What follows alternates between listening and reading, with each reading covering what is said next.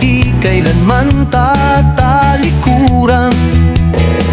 Puso'y di kayang takpan ng salapi. Katotohanan ay laging isusulong kahit madilim ang gabi.